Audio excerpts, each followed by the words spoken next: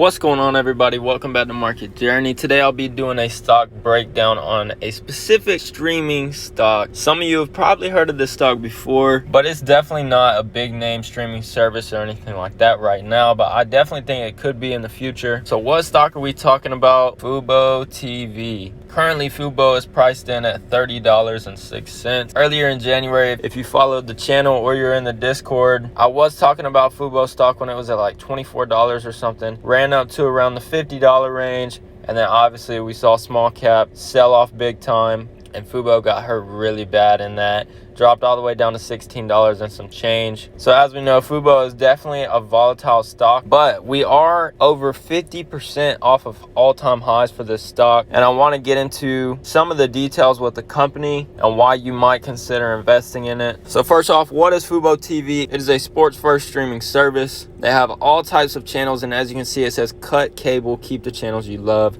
They have all types of channels. They have like Disney Channel, Nickelodeon. They have pretty much everything you can think of on any normal cable service. And long term, it's going to be more profitable than a cable service because they're not having to pay people to go install all the equipment. They don't have to pay for the equipment. They don't have to use the gas to go install it. You just download an app. Bam, you got your channels right there. The article says, according to the latest data, over 46 million U.S. households will have cut their pay TV cord by 2024. Personally, I've seen a lot of people do this already. People are cutting the cable, man. It just doesn't really make sense.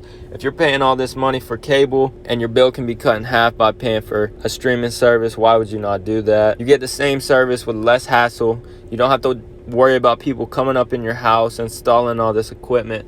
None of that. You just download an app and you're good to go. Also, the first quarter of 2021 was really good for the company. As you can see, it says the company delivered an excellent performance in the first quarter, doubling subscribers, total revenue, and advertising revenue from the same quarter last year. This is on the FUBO TV website. I went to their investor relation page, and it says they made $120 million in Q1 revenue for this year. Although the revenue has doubled for the quarter year over year, there's something really big that needs to be talked about, but to be honest, I'm not too concerned about it. So if we come look over here, the 2020 revenue, the full year of revenue was $217 million. And as you can see, the Q1 revenue for this year was 120. That's over half. And just the first quarter, we still had the rest of the year. So obviously, revenue, subscribers, all those numbers are going to get absolutely blown out of the water with this company. But I'm sure you noticed it.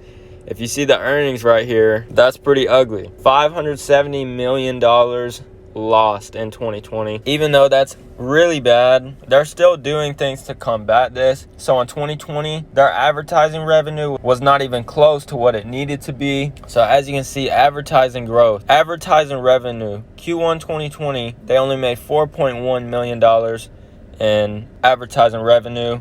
But in Q1 2021, they made over $12 million.